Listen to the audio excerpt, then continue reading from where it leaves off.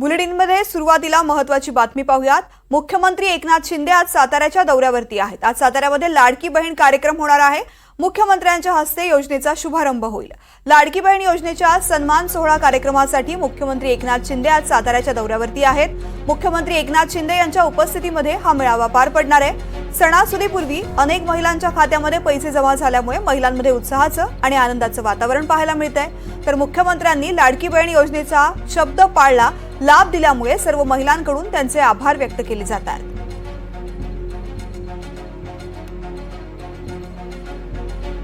लाडकी बहीण योजनेच्या सन्मान सोहळा कार्यक्रमासाठी मुख्यमंत्री एकनाथ शिंदे आज साताऱ्याच्या दौऱ्यावरती आहेत। मुख्यमंत्री एकनाथ शिंदेंच्या उपस्थितीमध्ये हा सोहळा पार पडणार आहे।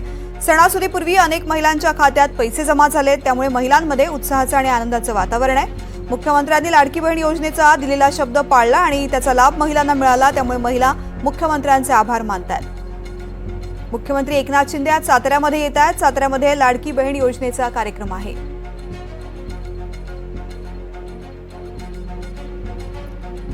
मुख्यमंत्र्यांच्या हस्ते या योजनेचा शुभारंभ होणार आहे आणि त्यासाठी साताऱ्यामध्ये मुख्यमंत्री एकनाथ शिंदे पोहोचणार आहेत।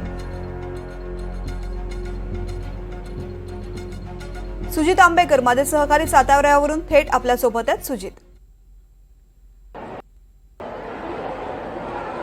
तृप्ती, साधारण आता फक्त तास ते दीड तास उरलेला आहे।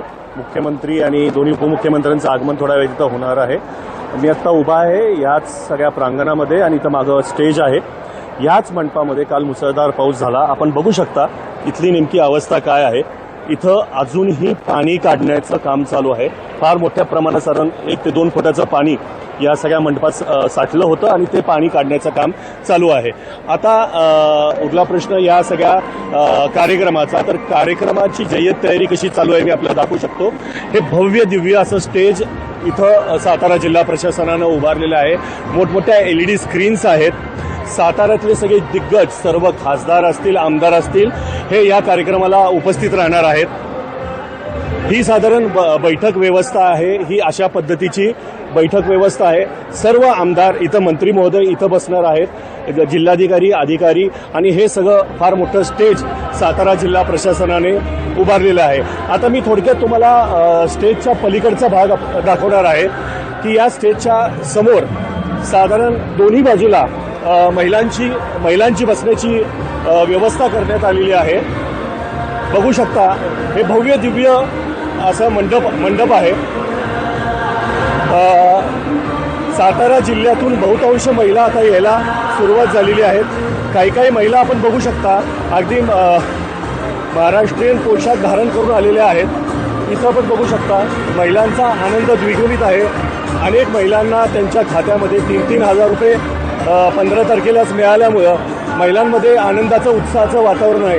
दुसरी गोष्ट महत्त्वाचं सांगेन, मी अनेक महिलांशी बोललो की आपल्याला हे पैसे मिळाले, नक्कीच याचा फायदा आपण कसा होणार, म्हणजे आम्ही गरीब आहोत, आम्हाला नक्कीच याचा फायदा होणार आहे। तर दुसरी गोष्ट महिलांनी महत्त्वाची सांगितलेली आहे की याचं रूपांतर आम्ही मतामध्ये,